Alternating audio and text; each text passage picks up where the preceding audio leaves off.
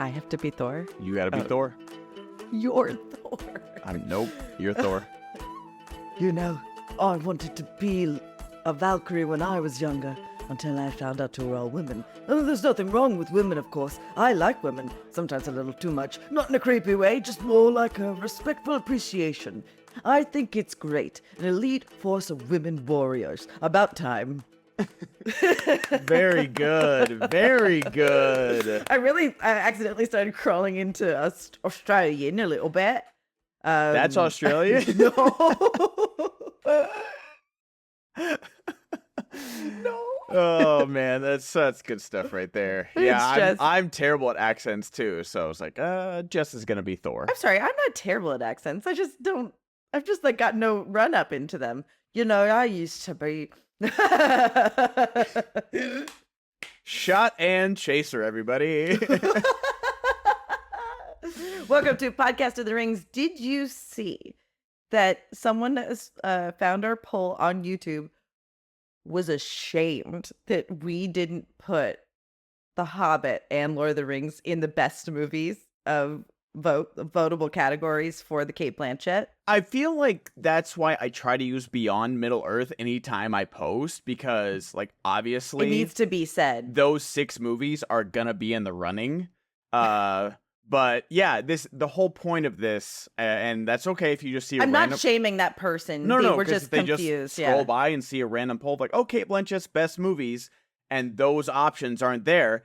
I also would have said something. I remember I asked like I think it was Adam Hlavik actually, where he was like, oh, they did the like for this option, retweet for this option, and I responded, yeah, I didn't know them at the time. I was like, why didn't you guys just use the poll option? He's like, and he DM'd me, and he was he did just not. Like, he did not. I can't remember if he DM'd me or just responded. He was like, it's for engagement. I was like, okay. Like, I mean, yeah. I didn't know that. Like, I didn't know metrics at the time and what push. Like, obviously, you want retweets on a post, and I always hated those things just because obviously the likes are always gonna win every time because people. Is that what you think? Absolutely. Yeah. Well, also retweets. When Twitter was a golden age, retweets didn't really work that well for engagement regardless. So, like, sure, it got some of your stuff onto other people's feed, kind of, but it really only works if you're like Mark Hamill, Yeah. Like, most people are going to look at our retweeted stuff and go, I need to see what they do, But you're totally right. Ultimately, if your thing gets a lot of likes, that's... Although I will say, I do have one banger tweet that I made years ago. Oh. That still gets likes and retweets to this day. And I can't take credit. It was me. I found a video. It was one of the best videos from TikTok I've ever seen where the guy's like, today is Star Wars Day and this is my girlfriend. And that looks like he's holding her. Yeah. Okay, I tweeted it. I did the thing where I took the video from somebody else, tweeted it, and said, stop TikToking. The peak has been reached. And I think because Danny Fernandez retweeted it, it just took off. What's it at? It's let me just take a look because I bet you someone has liked it within the last 10 hours. When it was happening, I was so excited, but at the same time, I was like, "This is so unearned." That's how TikTok is too. Like, I'll like put like a thoughtful 2-minute video about something, 10 likes, and then I think I read stitched something about that actor Katie O'Brien, and you'd know her. She's like real muscly, she's very beautiful, and it's literally just like a thing on the red carpet where a guy's going to interview her, and she like takes the mic like jokingly, and you see her biceps, and I was like, that's Abby from The Last of Us. Like, I cast remember her. that. Yeah. And I was at a fandom gig, like doing a PA work, and I was like, oh, that's got 50 likes. And then I opened it again, and it was like 99 notifications. And I was like, what? And then it just I was like, oh my gosh.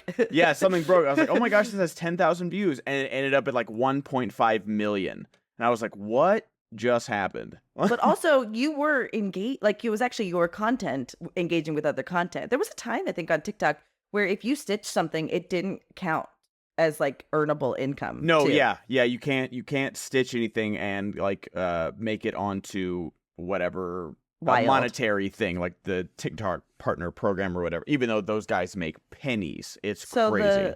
the post activity is 29 million impressions. Good Lord. Yeah, 27,000 profile visits, and like unique views is 5 million. Something like 17,000 bookmarks, 391,000 likes, 10,000 quotes. And Oh my God, 391,000 likes? That's insane. It's insane. And 78,000 reposts. See, right there, you missed your calling of just being a clipper on Twitter. Like, that's what all those, like, clip things are. Like, you should have just, like, gone down that path and created another change your profile picture. Like, just done it from there. Because I'm sure you got a lot of followers from it or something. It says only 31. Okay. No, but if I had kept up that That's and the became thing. the source of that. But really, it was just the timing. That video made me laugh so hard that it came out organically. Yeah. And I just don't want to spend all day just click, click, click, click, you know. But anyway, I don't know what my point in bringing that up was. It just was like, it was even now. Anyway, I can't continue. I think we should do this really quick though. I think we should do tarot and then talk about Cate Blanchett's Thor. Okay. You don't want to. I don't know. I'm so uninto tarot and astrology and all that. We could do it. This is the podcast of the Rings tarot. What if we pull Galadriel? You know what I mean? Like, let's do it. So how do I do it? We do that. We've done this before. We haven't done it in like 3 months. This is fine, but I have it in front of me to remind me, and I forget, and now I've remembered. So some good ASMR for the can you hear shuffling, it? Yeah. Also, the back of the cards, it looks like a Hobbit door, but also looks like the Eye of Sauron, which is pretty cool. So I'm going to shuffle, and in a second, I'm going to ask you when to tell me stop, and then the card that we land on is the card we're going to pull. Oh, dang. I was on the phone. Tom Cruise just drove by? I was on the phone with my phone. It was driving down the 101, and I heard the motorcycle going over 100 past her. It was actually the scariest thing. Those little electric bikes that have become super popular, like, people are like going 20 miles an hour on the sidewalk on those things, dude. It's crazy. You're old when we start having these conversations. Do you know what I mean? Like, they shouldn't be on the sidewalk these days. They shouldn't. There's a bike lane. Like, you'll kill people. It's true. All right, I'm gonna start pulling, and I'm gonna go through the cards. And you're gonna tell me when to stop. Stop. All right. And now it's either reversed or upright. It is the Four of Cups upright. So Four of Cups. So they're at the prancing pony. For those of you watching. Yeah, for of you watching on the YouTubes, that's what the card looks like. And Quick timeout. You sound a little crackly. Yeah, okay. It's probably the cord. Side loop. I don't know.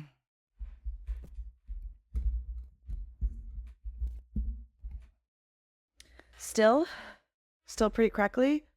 Yeah, give me like say the quote again. Talking to you for other people on YouTube. The quote, I used to want to be a Valkyrie when I was younger until I found out all of... Maybe it's me. No. I mean, it's not necessarily you. We could end this recording and I can let's end this one, but I hate because we had good banter. Well, no, I could still potentially 3, 2, 1. Let's do that again. 3, 2, 1. Okay, so for all of you YouTubies, Four of Cups upright. I do want to have only these this is a pint. They come in pints. I only want to own that kind of cupware in my life. All right, the Four of Cups. You may feel like a shield maiden presented with the opportunities of a dry nurse. Okay, so basically it's Eowyn, I think. Okay. Uninspired, disconnected, and ill-suited for the prospects ahead of you. The Four of Cups encourages you to wait. Don't settle for something you don't love. Allow your heart, your dreams, and your instincts of what's best for you to be your guiding light. Okay. I kind of like that. Yeah. Galadriel gives The Light of Elendil. Is that Elendil? No. Edendil. No. Edendil? It's like, isn't it spelled like ear and deal? Isn't it spelled like that? Well, it's Elrond's dad, and I have no idea. So, Elendil. Elon 2028. The Light of Edendils. Yes. Ear. E-A-R. Erendir. I'm saying it correctly. Okay. Earendil. Erendil. Okay. I'm trying to learn how. I'm trying to learn how to say it. I'm not trying to roast you. I swear to God. The one time I say Lord of the Rings thing correctly. I just don't think you are. What? You know what? Let's pause and go watch the clip right now. Let's have everyone watch the clip. Let's watch with us. it. You know what? Everyone, stop what you're doing. If you're in traffic, take your phone out and pull up YouTube and look away from the road. Ear and Del. Yes, that's what she Erendil. says. That's what Cate Blanchett says in the movie. Here's the light of Earendil. Frodo, my shucks. Where is it? Go to the gifts of Galadriel, and Lothlorien. There it is. Okay. Oh yeah. I give you the light of Erendil. Erendil. Literally what I said. Erendil. Edendil. And we're back, everybody. We're here to talk about Thor Ragnarok, I think.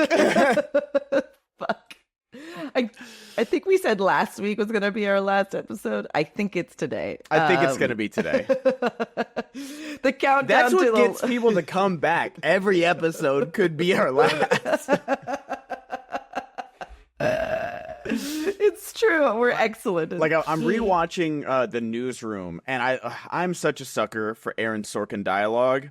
Sure. I can forgive that everybody's the smartest person and knows everything about everything. But man, some of the interpersonal stuff, like if you've seen The Newsroom, the Maggie and Jim stuff of like the will they, won't they, it's the worst. Is it? I loved that show. Rewatch it. It's so bad. It doesn't hold up. Like, I still like the show. It's very well acted. I like the first season is one of my favorite seasons of television of all time. This is the second one kind of falls off. I can't believe this. Watch it again. It's not good. This is upsetting. Yeah, it's tough. But that just is what I'm saying. Is that like will they, won't they in the podcast? We're like Jim and Pam if they just like if Jim just like constantly quit. You asked to be on this show, bro. I begged actually to be on this show. Someone's gonna do a whole dissertation thesis on this and who's abused who the most. Okay, yes, we are here to talk about Thor Ragnarok. This is Cate Blanchett's turn to be the Beyond the Middle Earth Bay. And boy, is this a good fucking movie. It is a good movie. I was hoping I'd never seen Carol. I've never seen the other three options, honestly. Steve Zissou is one of the few. I think Steve Zissou and the newest one, Asteroid City, are the only two Wes Anderson films I haven't seen. So I need to watch those because I'm a big Wes Anderson guy. And then I haven't seen Carol, and I haven't seen, like, I'm glad we didn't watch Benjamin Button because it's 3 hours long, but I still do eventually want to find some time to sit down and watch David Fincher's movie because I like David Fincher. It's one of those movies you have to watch. Yeah. You just have to have it in the back of your brain. And there are some I saw it in the theater. I don't remember half of the things that happened except for some stuff that's like reclipped on YouTube and stuff. It's what? I see the ear of a big boy. I see the ear of a big boy. He's a big boy. Carol, I didn't even know existed. And I just recently watched Steve Zissou, and it's so good. People look down on that one for some reason. I don't know why, but that's like one of his. I just listened to a podcast about Grand Budapest, and that's like his kind of peak. But people look down on Steve Zissou, but there's still like a lot of fans of that movie. Yeah. So like I'm like you. I like Wes Anderson as an auteur in general, and I got like on the Wes Anderson kick after watching all of his Roald Dahl short stories that he won the Oscar for. Oh, I need to watch those too. Okay, You do, because that's actually, if this man peaked with Budapest, he also peaked with Royal Tenenbaums. He also peaked with these Roald Dahl stories. He's like constantly refining his vision. Oh yeah, if that makes sense. Fantastic Mr. Fox is like one of my desert island movies. So I had never watched it until I did so that's why I rewatched.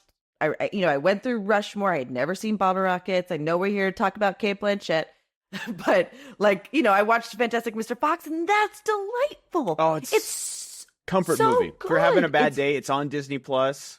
It's 85 minutes long. Like it's nothing. So good.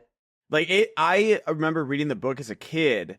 I was like, oh, it's a fun story. And then what Wes Anderson did with it, making like George Clooney and Meryl Streep, like they all wear clothes and they all have like a neighborhood watch. And, like he goes to his realtor to buy the tree. And that's Bill Murray. It's so good. It's so good. Delightful. And Steve Zissou is just tonally maybe a little more like, holy shit, people are dying. I remember the end. Like, I feel like I've seen, it's one of those movies where wild. The ending is one of the most insane things. And like you see, it's like the Royal Tenenbaums like bathtub scene where it's Wes Anderson's got some darkness in him. And just like, I remember, like, I'm not trying to spoil anything, but just like how they're in the water and you slowly see the water turn red. And I'm just like, oh.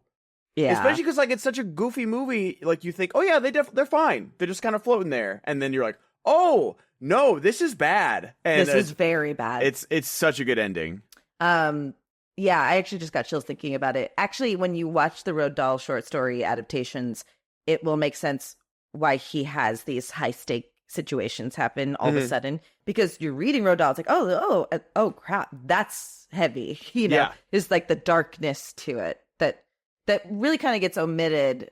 It's played off in like the original Willy Wonka movie, right? Like he's killing kids. Oh yeah, like I mean the ferry scene, where like you're like on an acid trip and he's like, we don't know where we're going and we show no signs of slowing. Perfect segue because they use that. They literally use that in this, which I love that. Listen, here's what I think that Thor does right.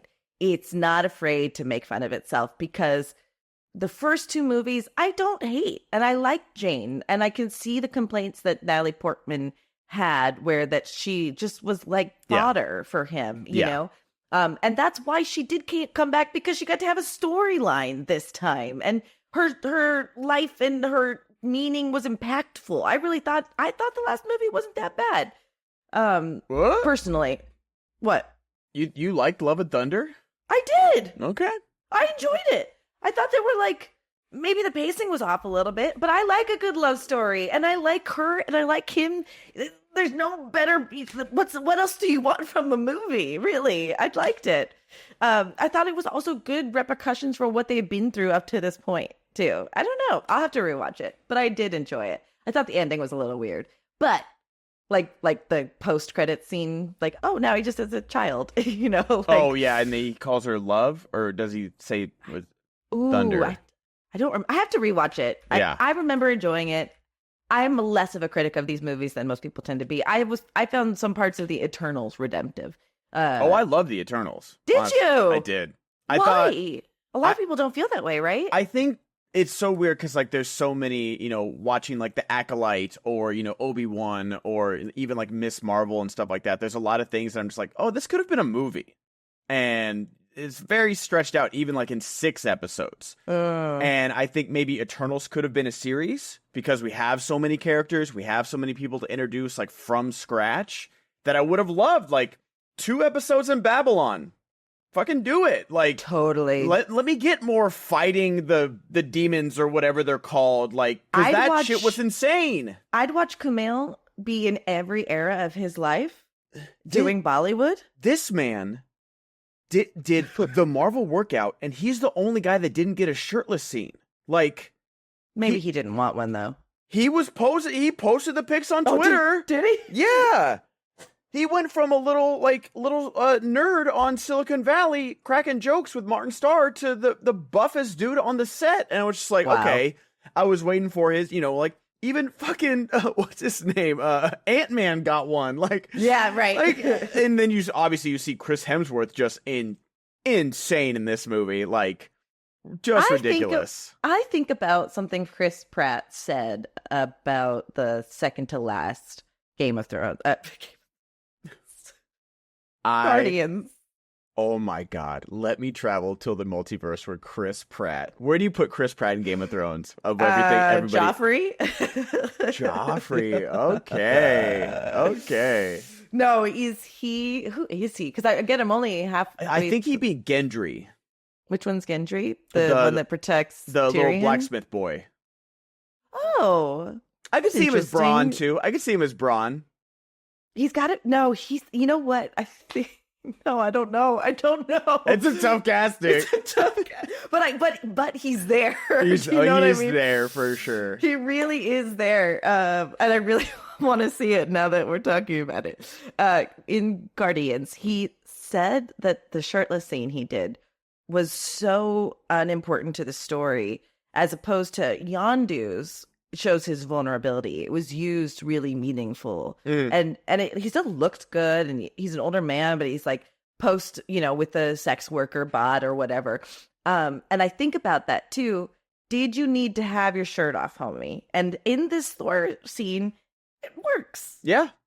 Even though he's ripped, and sure, he's trying, like, he didn't have any water that day, poor guy, but like, it works. Didn't have water for that week. And I've always said that, like, Chris Hemsworth has like the hardest job probably physically of any Avenger, because no matter what, he's sleeveless. No matter what his costume is. Totally. Like, Captain America gets to put on the suit, Ant-Man, Iron Man, everybody. I'm sure Scarlett Johansson's probably not eating well, getting into that, that black leotard, but like, having your arms constantly just be flexed out, like when he's trying to call back the hammer, his tricep is about to burst out of his arm. It's insane. And you have to have that. I totally understand why. Because he's the God of Thunder. The God of Thunder would be ripped. And that's also why I love seeing him. Let's think about what happens to him in this movie. And they joke about it, but he loses his hammer, he loses his father, and he loses his eye. His eye, and he loses his home. Yep. This is beyond situational depression now. Like, you can be depressed about one of those things and take some time to recover. If you have compound situational depression, you get the Thor that you see in Infinity War. You really do. And that's the thing. I think that's a big thing of why people didn't like Love and Thunder, was because he has like the best moment in Infinity War, both coming into Wakanda, which, bring me Thanos, just, oh my God, the cheer that everyone let out in the theater. We used to be a country, Jessica. I really need someone to do a hyper edit of that, because it's my favorite thing you bring to the podcast. And then the scene with Rocket where he's just like, well, can it get any worse? Like, he's going to face Thanos. He already got his ass kicked by him once. And he's like, well, I lost my brother. I lost my sister. I lost my mother. I lost my father. I lost my home planet. I lost my hammer. Like, this guy's at the lowest, and then in Endgame, when he goes, into even more depression, thinking that he was the one that lost the final fight by not going for the head. Like, there's one too many jokes where, like, and there's so many times in Endgame, we're going to talk about Cate Blanchett, but just Are we? It's okay. People get so mad about quote unquote fat Thor and like all the jokes they make, and I'm just like, there is one too many jokes, especially when he goes to put on the gauntlet and he's like, do you know what I have running through my veins? And War Machine says, Cheese Whiz. That's the Marvel that I don't like, where it's like, no, let them be in this moment. Like, yeah, totally. Let them like live, where he's trying so hard to make up for what he feels he's responsible for. Cause like, Rocket slaps him. His mom's like, don't worry, everything's gonna be okay. You're worthy. And like, but even then, like, he's still not there. He's still like, cause depression doesn't happen. Cures don't happen overnight. There's not some miracle cure to depression. And so there's such good stuff. And then in Love and Thunder, it's just jokes. There's no stakes, especially when you have Christian Bale coming back to comic book movies. And the opening of the movie is really good, where you're like, oh, he's praying to the god, and the god's like, I don't care. I'll get new followers. And then he kills him. And so you're like, oh man, here we go. And then the rest of the movie is just like, one, terrible CGI, terrible jokes. Like, I'm at that point was already kind of tired of Taika Waititi's humor with, What We Do in the Shadows. I loved this movie. I really liked. And then there was like 2 other projects where I'm just like, it was the pirate show that he was on, which is good, but it was just like oversaturation. It's like, I couldn't finish it. I didn't finish the first season. Like it was just too much Taika Waititi-ness. And I mean, that happens with every like comedy writer, like what's his name, the super bad guy, the producer, not Lorne Michaels. Apatow. Yeah, Apatow. Like it just happens. Like we used to get that kind of stuff too much. Shout out to my friend Sam Gash, who does a podcast, which you should be on, called Ideal Remake, where you take a show or a movie from your childhood or 10 years ago, 20 years ago, and recast with people now. How would you change it? How would you make it better? And he put a moratorium on recasting the director as Taika Waititi because it's so overplayed at that point. He literally said, by the way, you can't say Taika Waititi can direct this. So well, I mean, like I remember like when he was at the height of his powers, like I don't know if his Star Wars movie's still in the rotation, because I never know what's happening with Star Wars. He's done 2 Kathleen Thor Kennedy movies. doesn't either. And I don't know if he's doing another Thor movie. He's had the pirate show. He's still like writing and producing What We Do in the Shadows. Like he's still obviously voicing a bunch of stuff. Like was literally everywhere. And so like I understand why, just oversaturation of the guy. He's very talented. He's very funny. But just like this was the peak of like, this is so good, of like great self-referential Thor humor. It kind of comes out of nowhere, but that's okay. But then you do have the great, like you have Cate Blanchett to balance that out. With just like how serious and like all the metaphors about colonialism and just like, where do you think all this gold came from?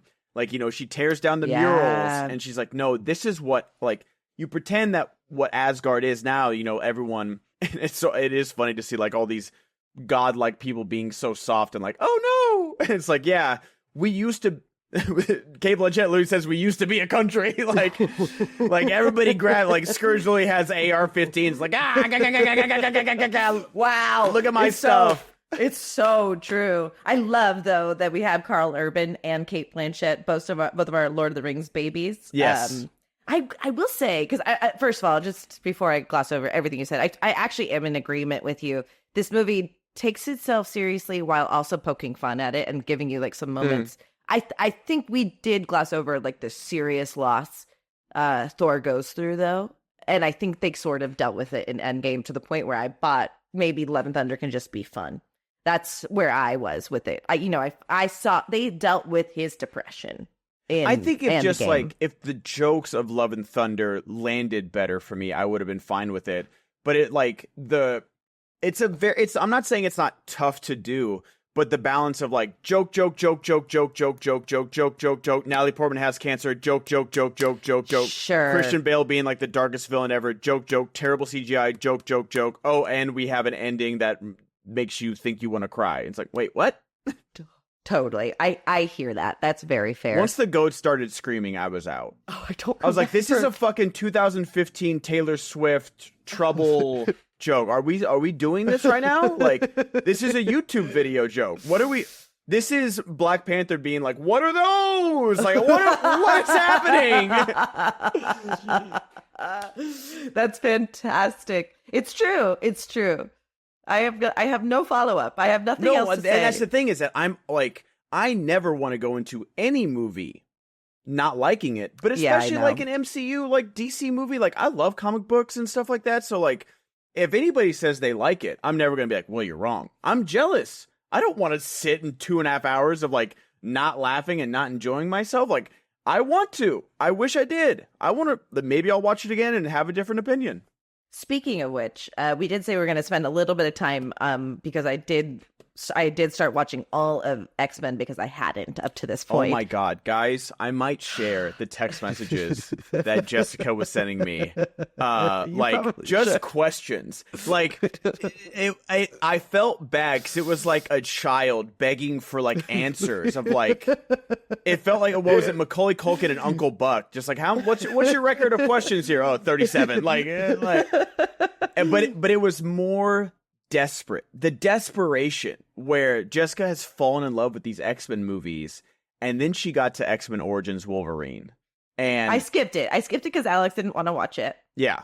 And then I had questions because he conflated Wolverine and Origins Wolverine as like the same movie and realized he didn't see that. I didn't know I needed to watch the Wolverine when he goes to Japan in order to understand why Professor X is alive in Days of Future Past. Even though they don't explain it. They don't explain it, which is fine. It's comics. But for me, it just went from he's been blipped, which, by the way, it looks like he's been blipped. It does. By Jean Grey. Jane Green. Jean Green. It's Jane Green. Jessica Green Verdi. And then he's in Days of Future Past, which is phenomenal, by the way. It's so good. There's still it's a quickly edited movie, Days of Future Past. It's like boom, boom, boom, boom, boom, boom, boom, Yeah. boom. But there's so much to cover that I sort of understand why. Let's just put it this way, Ben. I went into it hoping everyone else was wrong. No. Jessica, we got a pirated copy in college that we had like a movie night, and it was like pre-visual effects done. So, like, there's some really funny, if you can find it, there's some really funny cuts. Like, when he gets hit by a car, it'll suddenly, like, go to, like, a VFX pre-render of, like, a dummy rolling across the thing, and it's hilarious. And so we watched it, and then when it came out in theaters, I went to go see it, because I was like, well, I have to go see this movie to support it, because I got a pirated copy. And I was like, did they finish the VFX? Like, this isn't much better. It was. So you're talking about the helicopter where it looks like the dummy is still in the helicopter when it's rolling? Because that's what it looks like. No, Ben. like, I'm telling, like, everyone knows what I'm talking about in this. It was insane, like, that this movie got released like this. And I know these visual effects artists are overworked and underpaid, but, like, the fact that they didn't just be like, you know what? We've got a pretty guaranteed property here. People are at least going to show up opening weekend to see Hugh Jackman become the Wolverine. Because this was like the beginning of like, we're going to do, this is where the Gambit movie was going to come in, his origin story. We're going to do origin stories for these X-Men movies. And then they just released it. And it's like, the beginning is so cool too, with like him and Liv Schreiber going through all the wars and everything. And you see like Liv Schreiber slowly devolving into like this violent madness. And then it's just done. Then just turn the movie off. One of the best YouTube clips out there, just to watch that, and then just don't worry about the rest. But Jessica, like, we'll say your first text was, why wasn't this movie on Dominic Monaghan's options? And I was like, just you fucking wait. Also killed immediately. Immediately. Like they hint at some like attraction between him and the girl when she tries to turn off the light, and then he's killed by Liv Schreiber. Then he's just dead. So my favorite response of Ben's was, "Oh, there's Wade," because I was like, "Wait, who is?" Because they don't ever say Deadpool. They don't ever say Wade. Like they don't ever say who Ryan Reynolds is. I'm shocked. I think they call him Wade, but that's about it. I don't know who that fucking is because I haven't seen the Deadpool movies, and so I just. Also, Will.i.am being cast is just such horrible stunt casting. We killed our own kind, Logan. And the scene between them when they're talking, he's like, "Don't ask me." Well, what is it? Okay, I'll tell you. Like, no, it's some tough acting by Will.i.am, Ben's response, though, I was like, "Oh, there's Wade," and Ben's like, "Yeah, with no mouth, perfect use of Deadpool." Yep. Anyway, it's so bad. It's so bad, and the Wolverine isn't much better. He should have just turned around and left. Wolverine's got major third act problems for sure, but I really like the first two. I love the first two. But there's like so many things like you don't know. Is she sucked the power from him? Oh God, the Copperhead actress, I think top 5 worst actors of all time. And I can tell you right now, the entirety of her dialogue is VR. Yeah, is ADR 100%. 100%, which also makes it this weird uncanny valley thing. Yeah. And then by the time she's taking off the skin, I'm out. Like, the thing is, you just don't know what's going on, and you think you know, and it's not like it's not like Knives Out, you know? Yeah, it's not a mystery, yeah. But they're trying to do a noir thing, and it fails. They also set up the redheaded Asian woman to be the lead, and then she's gone for the entire half of the movie. It's fine. Whatever. I like most of it. There we go. Thor is great. Cate Blanchett is so badass in this movie. She's so, like, I remember seeing this trailer. When this trailer came out, and she comes through the portal and then catches that hammer. Like, in the trailer, she catches the hammer and breaks it, and then the fucking Led Zeppelin song kicks in. Like, oh my God. That's in the trailer. In the trailer, it kicks in, and then you see him go to Scar. Like, this trailer was top 5. Like, I didn't, in the same way, like this one, and then the 2 Black Panther teaser trailers are like top 3 teaser trailers of all time. Wow. Because like Black Panther had like, it just like everyone was waiting for it, and it was just like the coolest thing ever. And then Black Panther Wakanda Forever, obviously with Chadwick gone, and then it had the We Gon' Be Alright by Kendrick Lamar, and oh my, like I remember I watched that trailer like at least 100 times the first day it came out. Did you really? Like, wow, that trailer changed my life. But this one was up there because, like, you know, people, it wasn't like stale yet. We're not in the place we are now with Marvel, but everyone was just like, okay, what do you got? Like, we know we're getting Thanos here soon, but like, you know, especially because what Dark Shadows or whatever it's called, the Dark Elves, the second Thor movie. I can't think of what it's called for some reason. Oh, sure. Blood and Stone. I don't know. Yeah, I should know this, but it definitely looked at as the worst MCU movie. Like, it is. Yeah, I don't know if I agree, but I can see why people feel that way. I think that's why I say it's Dark nice World, to have the Dark World. It's not literally they try to take itself too seriously. Yes, because I am a fan of the first Thor movie. I love the Dutch angles. I love that they like are on a budget, and Kenneth Branagh was like, "Let's fucking go, dude." I like Kenneth Branagh. He's got some issues, but like he can direct a movie. He can. Go watch the new I still haven't seen the last Poirot movie. But the reason we have Knives Out is because like Kenneth Branagh made the new Poirot movies, and it was like, I would agree with that. Like I think that's right. $400 million. It was crazy. But the one he did that went straight to Hulu was not good, was or something. Right? By the way, talk about the most problematic cast ever. By the time it came out, it was insane. Really? Yeah, it was bad. That's amazing. It's pretty funny. But yeah. So especially after like Dark World, everyone was like, dude, another Thor movie? Okay. Yeah. And so when that trailer dropped, it was so great. And Cate Blanchett just like completely owns it. And every time she like slicks her hair back and puts the helmet on, I remember the they hottest had thing to design it so it wasn't going to crush her neck. That thing, because she did wear it practically. Did she? The helmet? Yeah.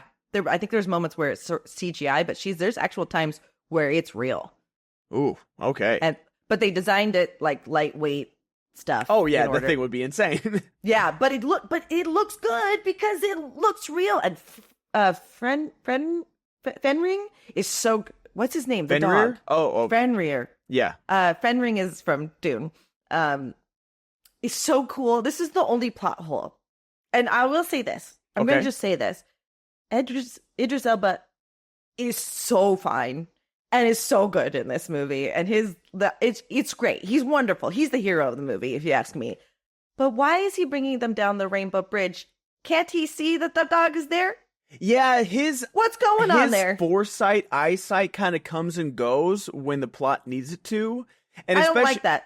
Especially because like they make like the mist, like, oh, it's really foggy now, and it's like, but they have an establishing shot where you can see the portal. Like, you see all the way down the bridge, and then suddenly you see this 40-foot Tyrannosaurus dog, like, just out there.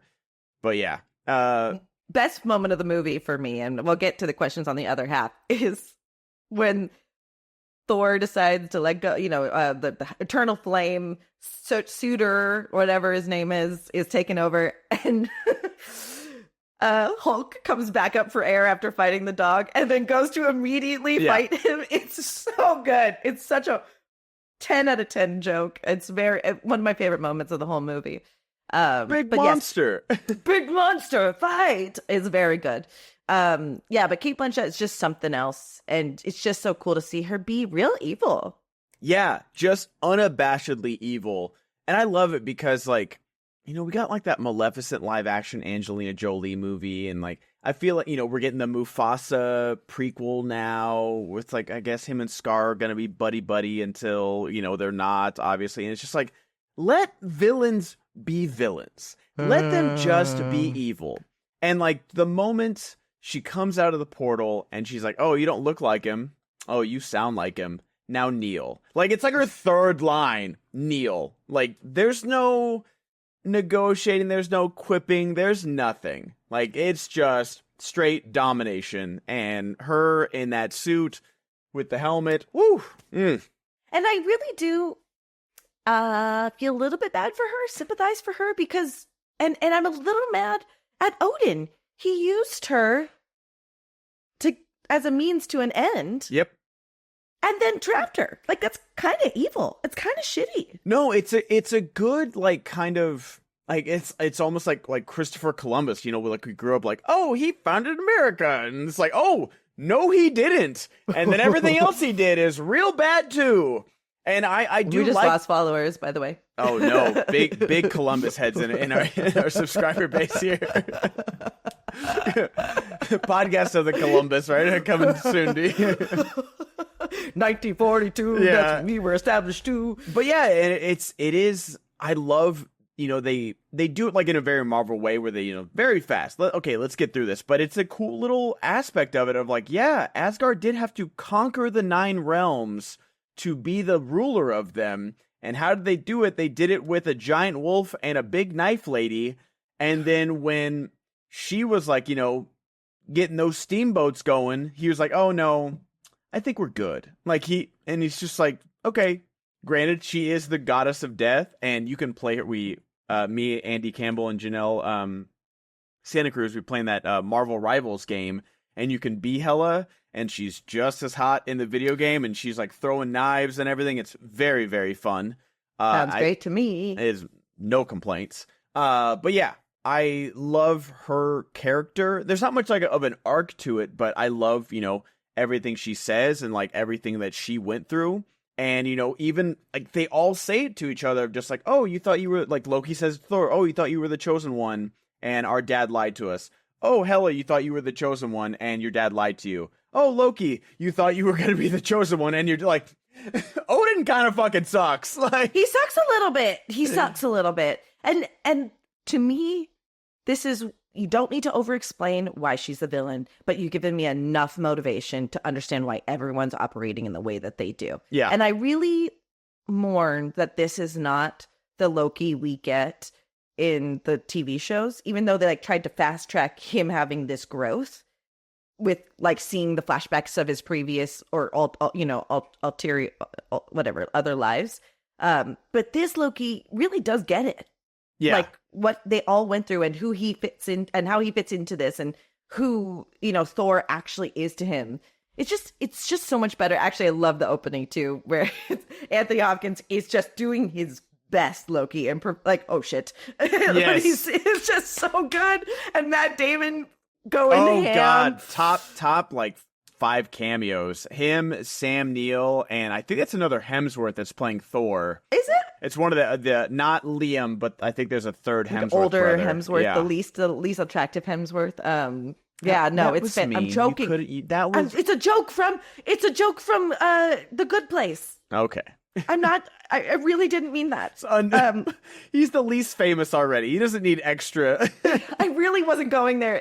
There's a joke where they make a 4th Hemsworth, and this guy's self-esteem is I the wouldn't be surprised if worst. there's one. It's like a Skarsgård, or like they're out there. They'd be out there. No, but this movie is just fun. It's an easy watch, no matter when you're watching it. I can watch it 10 more times.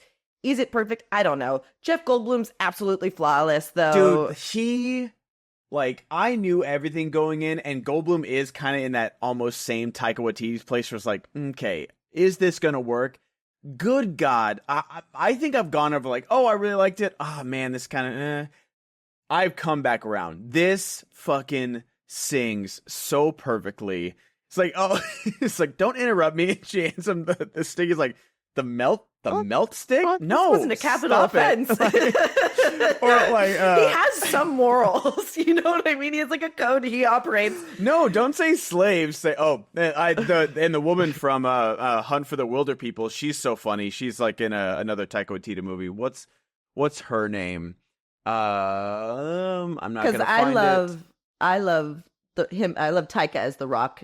Fuck off, Ghost. Yeah, Rachel House. But yeah, she's great. She's so good. She hates Tessa Thompson for no reason. No reason. It's like, the prisoners with jobs. Like, it's like, that's better. Like, or just like, I'm thinking of a word.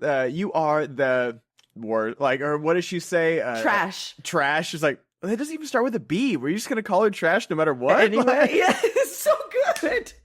And listen, when I see deliveries like Jeff Goldblum's, I'm really just curious what's on the page because he's just having a blast. He's making it work and it's effortless. And this is the exact right casting for this kind of, portal world that they've gotten spit out to. And that's like, so good. And that's the thing is that I feel like him and Christopher Walken have settled into themselves, like just being themselves. And that's why I feel like that's like the one bad casting in my opinion for Dune 2 is Christopher Walken. Because it's Christopher Walken, it's not the Emperor. You've made a mistake, Fremen. It's like, oh, what? You'll need to walk in the desert. Yeah, it doesn't take away from the movie for me, but it is like, oh, wow, Princess Irulan? Oh, Christopher Walken. Yeah, if you had given us Christopher Walken 20 years ago, the impact I think might have been different. For sure. I could see the choice. I just don't think it landed. It might have for some people. Anyway, are you ready to ask those great Lord of the Rings questions as it pertains to Thor Ragnarok? I am. Let's do it. Let's take a break and I'll see you on the other side. Welcome back. Ben's curated a list of questions for us to answer because Cate Blanchett was in this movie and also Lord of the Rings. Are you ready to ask those questions? Roll that beautiful bean footage. You really still don't know. You still don't know. What? Ulrich posted it in our Discord. You have to watch the clip. Okay, got it. We talked about this before. You didn't know. Ulrich tried to help you. You didn't listen. I cannot wait for Ulrich's big corner in every Podcast of Thrones episode. That's all I need. Because I rewatched the first episode. It's going to be out this week sometime. And God, what a pilot. What a pilot episode. What man. a pilot. All right. Ask those questions, baby. What stands out as the best moment for this actor? I like when she runs into Scourge and it's like, you seem like a man with good. Oh, actually, when she points at the Tesseract and goes, that's not bad. And she's like they kind of retcon because like I remember that everyone was like, oh, they've got Thanos' gauntlet in the vault. How are they doing this? And then she just goes fake. Which is great. Yeah. Yeah, you get all the information you need right there, and she's just having a blast with it. By the way, I know they're trying to prevent Ragnarok before they realize they have to do Ragnarok. Maybe don't place the crown of Surtur like 5 feet away from the eternal flame. It's so actually like an intern insane. doesn't actually trip over and like knock it into the eternal flame or something like that. I don't know, man. It's giving Oedipal vibes, right? Like, oh, I'm going to cast my son out so that he doesn't kill me and sleep with his mom. Oh, but because I cast him out, he kills me and sleeps with his mom. Yeah. Like, Thor's making it happen by bringing it. Although I will say, that's some sick-ass cosplay if you can make that helmet and sling it like a backpack. Oh, that would be good for sure. Has anyone done that yet? I'm sure. There's got to be. I'm going to make it. It's so cool. Yeah, it's the worst. It's the worst choice you could have ever made on the planet. Just literally throw it in the portal, like go to the devil's anus. Yeah. So I don't know. I'm trying to think. Also when she just throwing knives after knives after knives, and she like comes back up from the ocean. Like there's some pretty cool things that she does. Yeah, her superpower is really dope. And then like the whole like Valkyrie, the flashback when he does the memory is awesome. All the Valkyries like flying through like the fire sky and slowly falling is crazy. It's such a Renaissance painting, the whole thing. And they're like shooting that quickly and it's all strobe lights. But you're right, that like moment is just artistic. It's just gorgeous. Yeah. It's very well portrayed as like a memory. Yeah. Yeah. Next question. All Yeah. right. You want to quit? Oh, sorry. Mine is probably when she I thought comes you out of the answered. portal, because like Yeah. even after the trailer, after everything, if you know she's coming, her owning this moment with like the emo hair over one eye, and then just like, oh, he's gone, kneel. Like, oh, it's just so good. And then her smashing the hammer and everything, just amazing. Oh, when she smashes the hammer, it's almost like you can't believe that just happened. Yeah. It's unbelievable. It's unreal. Especially because, like, even if you haven't watched any, like, say this is your first MCU movie and you know nothing about them, him putting the hammer in the dragon's mouth and it weighing it down is just such a good representation of, like, oh, it is heavy, you cannot lift it unless you are worthy. And it's so good. Yeah. Yeah. You're totally right. You need that just in case this is your first entry point into it, which Yeah. it might be. It might That's be. a really, really good point. Who in The Fellowship would you recast for this actor? Hugo Weaving? For Cate Blanchett? You can't Oh, let- I could see it. You I could know? see it. You know what I mean? Honestly, I honestly think Christopher Lee would be an insane Hela. Yes, I was just going to say Andy Serkis, though. Oh, I like that. I like that. I know it's a woman, ultimately, but he could do something with this, you know? Honestly, I think Miranda Otto has got that in her, has got like that coldness and power in her. Sure. I dabble with it. And again, it comes down to just like, which other woman out of the two in this fucking series can we cast? Not easy to make. God, it is. And the thing is, this is what's interesting about all three of those women that are the only women in these movies. They all really represent different types of women. They too. do. So that also is what makes it kind of difficult. Yeah. And Cate Blanchett is just something else, you know? We had to do 8 movies for a reason, because like she's a chameleon in any role she does, and she has a screen presence that probably exceeds anybody else in these movies. It's true. Yeah, but Miranda Otto out of the other two is right, I think. Yeah. Does Peter Jackson directing this movie make it better? No, I think it's too long. Like, What this do you movie's mean? Oh, he would make it too long? I think he'd make it too long. I think, honestly, It wouldn't be bad, though. It wouldn't be bad. I would love just a full Sakaar movie. I'd love to see the Hulk, like there's an animated movie I feel like watching. It's called World War Hulk, where you see Hulk go to Sakaar and become the champion. Oh, how and fun. There's like a little Easter egg when they show the tower.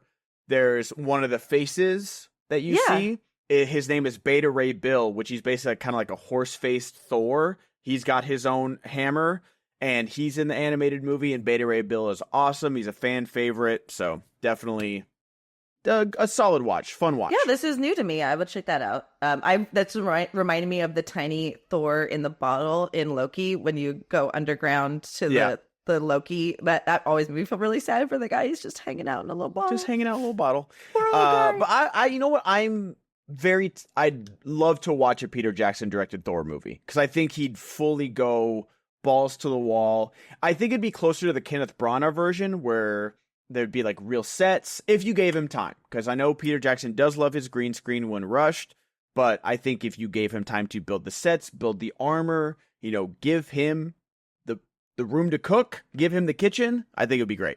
yeah, because let's not forget that Norse mythology informed a lot of Lord of the Rings. So he would definitely honor the lore. Like the Rohirrim are basically Norsemen. Yeah. Yeah. Truly. Hence why Carl Urban's in both of these movies. Is that why? I don't know, but I'm very It works. Like, they definitely made him not wear a blonde wig, because they're like, you can't do that because you look the fucking I same. didn't even think about that. Yeah, we're gonna put a shaved head and tattoos on you. You cannot look like that. You cannot Okay, look that's more different than Éomer. That's amazing. I know they did that with David Harbour, because he was going to play Russian in the Black Widow movie, and then he was going to be in a Russian prison in Stranger Things. So he was texting the brothers while on set at Black Widow, like, hey, they're going to put me in a long hair and beard, so we can't do that in Stranger Things. So that's why he has a shaved head. Because it works in Stranger Things too, because like he's got a shaved head and he's super skinny, because like they haven't had him eating anything. So like it works for that. I honestly didn't even think of Stranger Things. Maybe it's just like how I feel about that show when I watched Black Widow, but it didn't really remind me of like he is into Gulag, so it makes sense. I think that's why though I think he was cognizant of it needed to seem and feel different in both of them. For sure. Yeah. All right. Could the main characters of this movie deliver the ring to Mount Doom? Yes. Yes. I say no because Loki would steal it. Actually, Loki would steal it and give to Sauron and become like and then kill the mouth of Sauron and then become the new mouth of Sauron. But then he'd like try to actually kill Sauron and then like feel bad about it. But then he couldn't kill Sauron and then he'd just die. Like, he definitely underestimates Sauron, because like Loki does betray Thor to the Grand Master again, and just Thor finally learns his lesson to not trust his brother. So like it takes a lot for Loki to learn, like a whole lot for him to learn. It sure does. And I think you're right. So that I take my answer back. They don't. Can they actually? Totally. Will they? Loki sucks. Yeah, Loki sucks. Absolutely. And then what are some other honorable mentions for this actor's best movie for Cate Blanchett? I liked her in Don't Look Up. She's like a Megan Fox kind of thing. Not Megan Fox.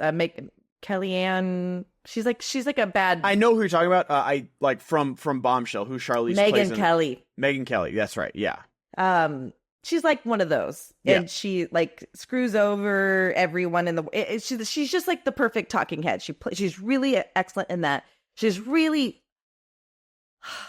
at just a youthful adulthood prime in Steve Zissou. I can't call women ripe anymore, but everybody that's listening just pump their fist in the air. but she's got like some glow about her because she's actually pregnant in that movie too. She's just gorgeous and super charming in that movie, just chewing bubblegum. And then I'm trying to think. Tar is really good. I thought people didn't like that, Ben. It was nominated. She got nominated for everything. It was like her and Michelle Yeoh were like the two, like who's gonna win the Oscar. Got it. And so what movie for you though is probably Tar, because I remember, because like I haven't seen Carol, I haven't seen Benjamin Button, I don't remember watching Steve Zissou, I haven't seen Blue Jasmine, like Nightmare Alley, like I haven't seen a lot of her big ones, honestly. Like for some reason all these like slipped through the cracks for me. So I love her in Robin Hood. People, the long forgotten Ridley Scott Robin Hood, she's great in that. She's Maid Marian. She has an amazing, like, it's really stupid, but her eyes with the surgical mask is Simon Pegg's girlfriend in Hot Fuzz. Okay, but like she I've makes never it seen known. that either. Like she like tears off her glasses and like you just see her eyes. I'm like, that's Cate Blanchett, isn't it? And it's have fun. And Peter Jackson is Santa Claus in that movie. If you watch that, I gotta get into that universe eventually. I've seen The Bar at the End of the World, but that's about it. So I gotta get in there. All right. Let's recast Thor Ragnarok with the Fellowship of the Ring. I think we have to start with Jeff Goldblum's character. Do we put Ian McKellen there? I think Ian McKellen's got that. Seeing the Ricky Gervais clip, absolutely, he's got it. He's got it on lock. He would definitely have very much fun with that. Do you put Miranda Otto as Valkyrie? You have to, right? Or is it? I'd put Miranda Otto as Valkyrie. Because she's got the depth to be like a booze hound, but also like, fighting. I have to say, retroactively watching this movie, they did not need to put any sexual tension between Thor and I forgot about that, honestly. I really forgot about that. They left enough in to go, if they want to go this direction, you can, but if you don't want to. And so I'm glad that they walked away from it. But even when they like jump up, let them be bros. Let them be bros. Because there is no actual attraction. There is no chemistry except for friendship. So I think you do Miranda Otto as Valkyrie. Who's Banner? Who's Hulk? I think that. Oh man, that's tough. It's a tough one. It really is a tough. You have to do someone who's unassumingly angry. I think it's Elijah Wood. Yeah, I think so too. I think Elijah Wood is Banner, and I'd love to see his CGI Hulk face. I think that'd be great. It'd be frightening, and he keeps the blue eyes somehow. Yes. So, yes. I mean, it could be Circus, but you kind of know Circus is gonna go bad, you know? Exactly. That's the thing. Like, and also Circus in the MCU already. So It's true. Okay, so Thor. Who's Thor and Loki? Oh God, you do have to recast those. I think you have Sean Bean as Loki and Viggo as Thor. I think you have to. I think that works. I honestly think that works. I think so. Yeah. I mean, I love to think about living in a world where Tom Hiddleston was actually cast as Thor because they both went up for the roles. Yeah. And there's screen tests of him doing Thor, which is really weird. And I'm glad we don't live in that world. But I think you have Viggo as Thor. Ugh, I don't love it. But see, it makes the case of, like, you know, we talked about Hugh Jackman in, like, the 2000 movie, like, how not buff he is, and, like, Viggo's not buff as Aragorn. So I'd love to, like, see them switch, like, Chris Hemsworth not buff as Aragorn, and then Viggo Mortensen ripped out of his fucking skull for Thor. Like, have you seen the new things that they talk about, the bodybuilder guys, where it looks like there's just a small guy in them? It's very good. Did you want to have an opinion, Blue? Oh, it's a big blue boy. Did you want to have an opinion? He always knows when we're winding down. Okay, so we've got Loki, we've got Thor. Okay, so we've got Frodo. So we need the rest of the hobbits. Yeah. So I think Sam is Heimdall. Really? I do. Wait, no, you don't think it's like Legolas or something? No, Legolas. Oh, who is? Man, Legolas might be Valkyrie, honestly. But I guess that kind of also does track, just for like the skill. Orlando Bloom, though. No, Sean Astin is Korg. Sean Astin's Korg. Yes. Yes, Sean Astin is. So Korg. yeah, so Orlando Bloom is Heimdall. You're right. And he's right. holding a potato instead. Yes. Piss off, Ghost! Piss off, Ghost! Those eggs, are those eggs or the protoplasm? Yeah. It's so disgusting. It's disgusting. Okay, so Merry and Pippin. I'm thinking we make Topaz two characters. We keep on doing this. But that's who they are. Like, Which one is Topaz? He's like his right hand. Yes, prisoners with jobs. Yes. Yeah, I guess that's right. Because I can't think of any other characters that are prominent enough. Like, do we make Merry Topaz and Pippin Doctor Strange? Oh, Doctor Strange is in this. God, no, Hugo Weaving's Doctor Strange. Hugo Weaving's Doctor Strange, and then Christopher Lee is Odin. Oh, and then who's Scourge? Scourge, I'm fine with Scourge saying Carl Urban. Like, Okay, great. Okay, fantastic. That's fair. No, do you not make Merry Pippin like two of the friends that get killed right up at the top, or the two girls? They're the Warriors 3. Like, Yeah. it's because and it's so funny because they really brought back Ray Stevenson and Just to get killed. and Zachary Levi for the hey stab. Okay, It's actually sad. If I were them, it's so unceremonious. But just do that with them and get them killed. because like I can't remember. I think Zachary Levi's in the first Thor as Fandral, and then gets recast for Thor 2 when Fandral. Oh no, okay, so he's not in the first one. He got recast because of like some scheduling issue. Then he came back for Thor 2 because he was supposed to be, and then he gets killed in the third one, which is it's hilarious. actually sad. As an actor, I just feel really sad for them. But I think you cast them as the first two I like that. Hela deaths.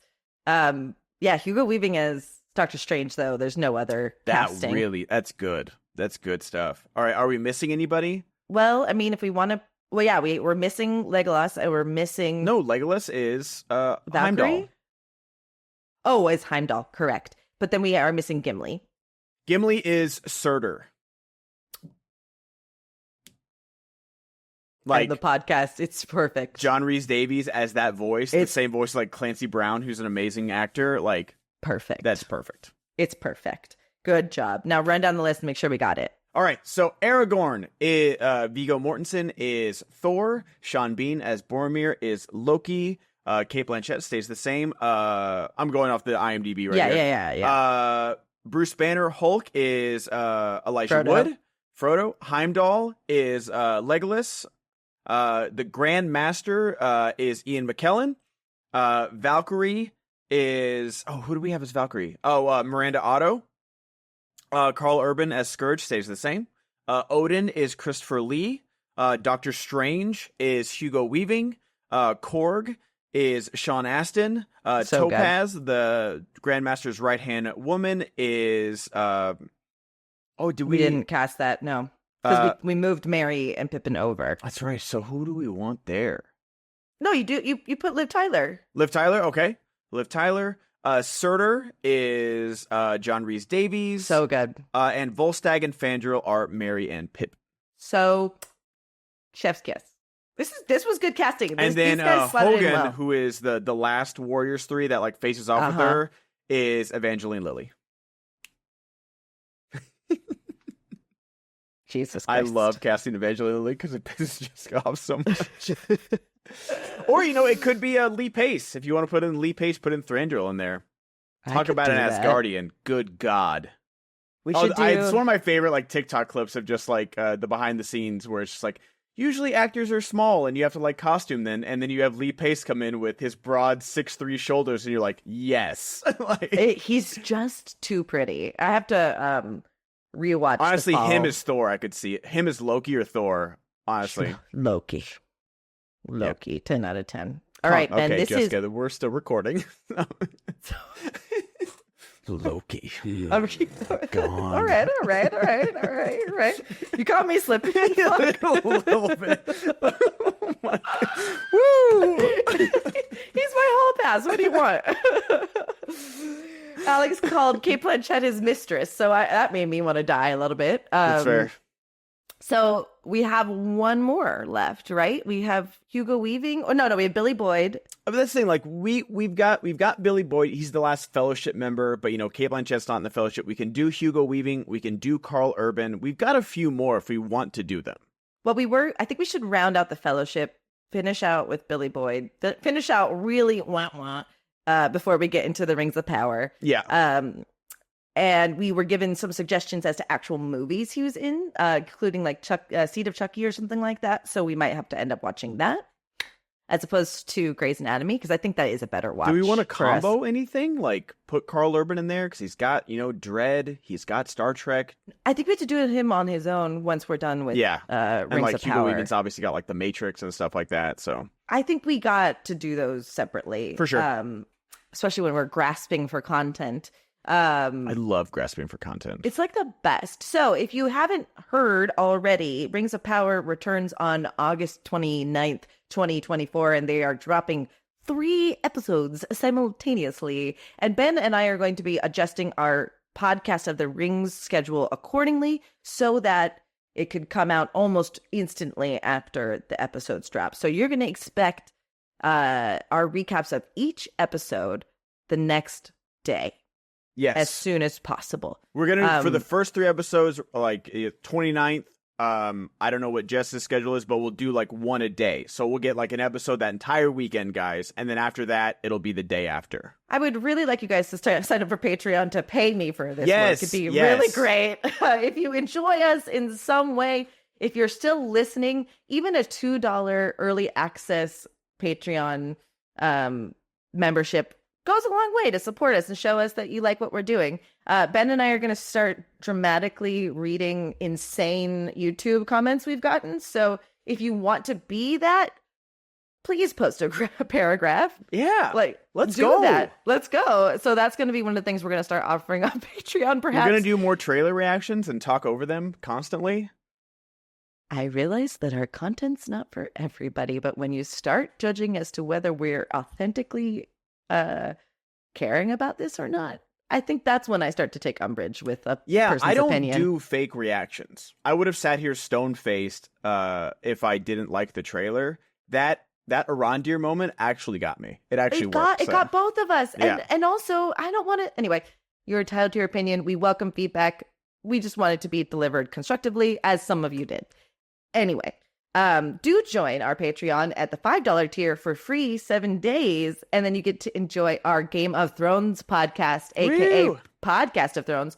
that will be eventually, we'll take the Tuesday release slot that we normally release Podcast of the Rings until the season 2 of Rings of Power is over. So the best way to keep track of what's getting released when and free and not free and all that is by joining our Patreon. You can also join that for free. It's www.patreon.com/Podcast of the Rings. If they're watching us on YouTube or listening on their preferred podcast player, Ben, what should our fellowship friends be doing? Also follow us on social, guys. That's another way to make sure you're not late to the episodes or anything like that. Yeah. You're constantly watching with us, and that's what we want. We want to discuss And these we're episodes. funny on there. We're really funny. Like We we are. post the dank memes. We do. But yes, if you're on YouTube, leave us a comment, leave us a thumbs up, guys. Your engagement really, like, I honestly love reading, like, our last 2 trailer reactions have done really well for a small channel like us, and 95% of them were positive, and the other 5% were hilariously terrible weird. trolls. Like, We're weird.